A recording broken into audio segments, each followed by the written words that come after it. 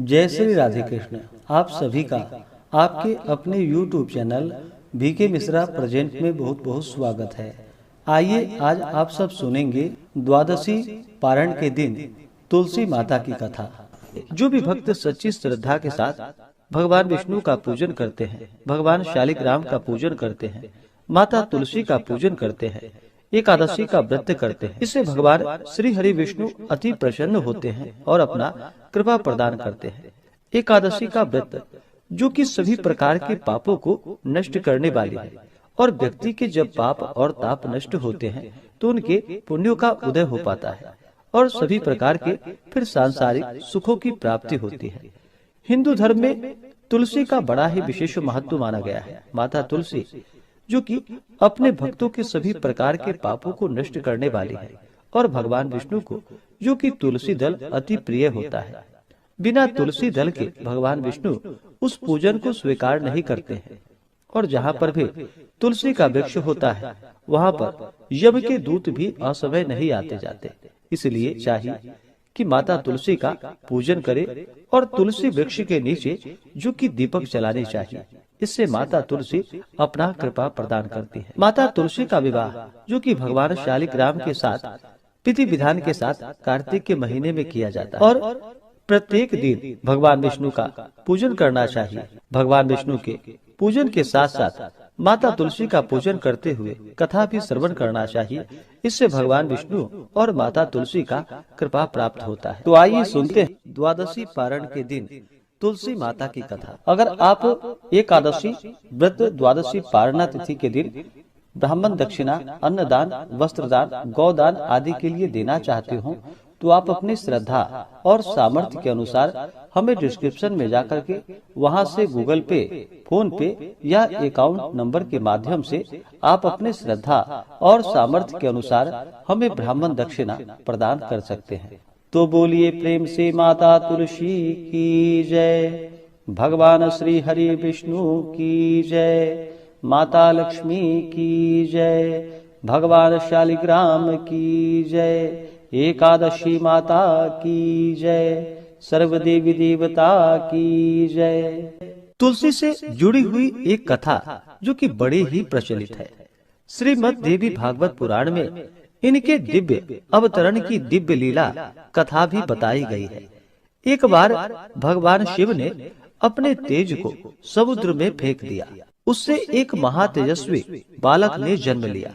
यह बालक जो कि आगे चलकर जालंधर के नाम से पराक्रमी दैत्य राजा बना। इसकी राजधानी का नाम जो कि जालंधर नगरी पड़ा। दैत्यराज काल नेमी के कन्या वृंदा का विवाह जालंधर से हुआ। जालंधर जो कि महाराक्षस था, अपनी सत्ता के मद में चूर होकर उसने माता लक्ष्मी को पाने की कामना से युद्ध किया, परंतु समुद्र से ही उत्पन्न होने के कारण माता लक्ष्मी ने उसे अपने भाई के रूप में स्वीकार किया। वहां से फिर पराजित होकर वह माता पार्वती को पाने की लालसा से कैलाश पर्वत पर पहुंच गया। भगवान देवादिदेव शिव का ही रूप धारण कर माता पार्वती के समीप गया, परंतु माता ने अपने योग बल से उसे तुरंत ही पहचान लिया तथा वहां से अंतर ध्यान हो गई। देवी पार्वती ने क्रुद्ध होकर सारा वृतांत भगवान विष्णु को सुनाया। जालंधर की पत्नी वृंदा अत्यंत ही पतिव्रता स्त्री थी। उसी के पतिव्रत धर्म की शक्ति से जालंधर ना तो मारा जाता था और ना ही पराजित होता था। इसलिए जालंधर का नाश करने के लिए वृंदा के पतिव्रत धर्म को भंग करना बहुत ही जरूरी था। इसी कारण भगवान विष्णु ऋषि का वेश धारण कर वन में पहुँचे। वहाँ वृंदा अकेली ही भ्रमण कर रही थी, वहाँ पर घूम रही थी। भगवान के साथ दो मायावी राक्षस भी थे, जिन्हें देखकर वृंदा भयभीत हो गई। ऋषि ने वृंदा के सामने पल में दोनों को भस्म कर दिया। उनकी शक्ति को देखकर वृंदा ने कैलाश पर्वत पर महादेव के साथ युद्ध कर रहे अपने पति जालंधर के बारे में पूछा। ऋषि ने अपने माया जाल से दो वानर को प्रकट किए। एक वानर के हाथ में जालंधर का सिर था तथा दूसरे के हाथ में धड़ था। अपने पति की यह दशा को देखकर वृंदा मूर्छित होकर वहीं पर गिर पड़ी। होश में आने पर उन्होंने ऋषि रूपी भगवान से विनती की कि वह उसके पति को जीवित करे। भगवान ने अपनी माया से पुनः जालंधर का सिर धड़ से जोड़ दिया, परंतु स्वयं भी वह उसी शरीर में प्रवेश कर गए। वृंदा को इस छल का जरा भी पता न चल पाया। जालंधर बने भगवान के साथ वृंदा पतिव्रता सा व्यवहार करने लगी, जिससे उसका सतीत्व भंग हो गया। ऐसा होते ही वृंदा का पति जालंधर, जो कि भगवान शिव से युद्ध कर रहा था, वह युद्ध में हार गया और मारा गया। इस सारी लीला का जब वृंदा को पता चला तो वह क्रुद्ध होकर भगवान विष्णु को, जो कि शिला होने का श्राप दे दिया तथा स्वयं भी सती हो गई। जब वृंदा भस्म हुई, वहां पर तुलसी का पौधा उगा। भगवान विष्णु ने वृंदा से कहा कि हे वृंदा, तुम अपने सतीत्व के कारण मुझे लक्ष्मी से भी अधिक प्रिय हो गई हो। अब तुम तुलसी के रूप में सदा ही मेरे साथ रहोगी। जो मनुष्य मेरे शालिग्राम रूप के साथ तुलसी का विवाह करेगा, पूजा करेगा, उसे इस लोक और परलोक में विपुल यश की प्राप्ति होगी। जिस घर में तुलसी होती है, वहाँ पर यम के दूत भी असमय नहीं आ जा सकते। गंगा व नर्मदा के जल में स्नान तथा तुलसी का पूजन बराबर माना जाता है।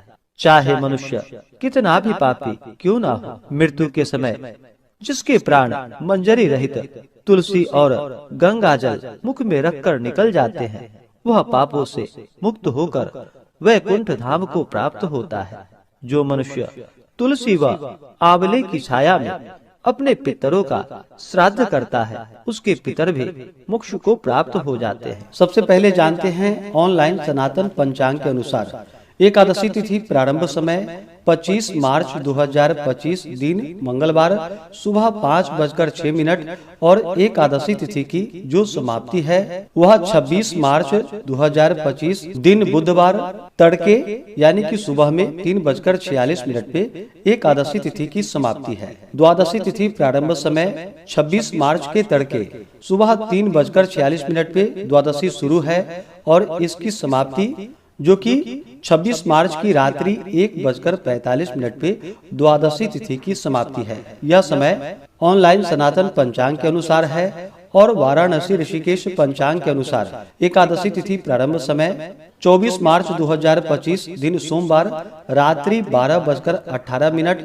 एकादशी तिथि की समाप्ति 25 मार्च 2025 दिन मंगलवार रात्रि 11:30 और द्वादशी तिथि प्रारंभ समय 25 मार्च दिन मंगलवार को रात्रि 11:31 पे द्वादशी तिथि शुरू है और इसकी समाप्ति 26 मार्च 2025 दिन बुधवार रात्रि 10:16 पे द्वादशी तिथि की समाप्ति है। तो एकादशी व्रत पारण के लिए कहा गया है कि व्रत का पारण द्वादशी तिथि में करनी चाहिए और हरिवासर समाप्त होने के बाद पारण करना चाहिए। हरिवासर का समय द्वादशी तिथि का पहला चौथाई हिस्सा हरिवासर का होता है। इसे छोड़ करके ही व्रत का पारण करना चाहिए। ऑनलाइन सनातन पंचांग के अनुसार हरिवासर जो समाप्त है वह 26 मार्च को सुबह के समय में सुबह 9:15 पे हरिवासर समाप्त है और वाराणसी ऋषिकेश पंचांग के अनुसार हरिवासर समाप्त जो कि 26 मार्च की सुबह 5:12 पे हरिवासर समाप्त हो जाएगा। तो जो भी भक्तजन ऑनलाइन सनातन पंचांग को मानने वाले हैं वो सभी व्रत का पारण 26 मार्च को दोपहर के समय में दोपहर 1:41 से शाम 4:08 तक व्रत का पारण करेंगे, क्योंकि सुबह के समय में हरिवासर का समय रहेगा, उसके बाद मध्याह्न काल शुरू है। और जो भी वाराणसी ऋषिकेश पंचांग को मानने वाले हैं वो सभी भक्तजन व्रत का पारण 26 मार्च की सुबह 7:12 से लेकर के सुबह 8:20 तक व्रत का पारण करेंगे। तो आप जिस भी पंचांग को मानने वाले हों उसके अनुसार आप व्रत का पारण कर सकते हैं। पारण के लिए चाहिए कि द्वादशी तिथि की सुबह उठ करके स्नान करके शुद्ध वस्त्र धारण करके भगवान का पूजन कर ले, भगवान की आरती कर ले। इसके बाद फिर ब्राह्मणों को भोजन करवाए, ब्राह्मणों को दान और दक्षिणा दे और फिर जो भी पारण का समय है उस समय में व्रत का पारण करे।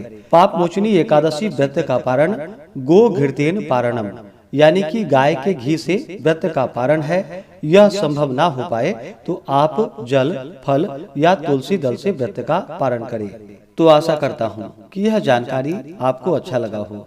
इसी प्रकार से ज्ञानवर्धक जानकारियाँ प्राप्त करते रहने के लिए, व्रत पूजा के बारे में जानने के लिए, कथा को सुनने के लिए चैनल पे अगर आप पहली बार आए हैं तो चैनल को लाल बटन दबा करके सब्सक्राइब करें, साथ में बेल आइकन घंटी को दबाएं ताकि आने वाली वीडियो का नोटिफिकेशन आपको समय से मिलता रहे। वीडियो को लाइक करें, शेयर करें। सुखी रहें और स्वस्थ रहें। जय श्री राधे कृष्ण। धन्यवाद।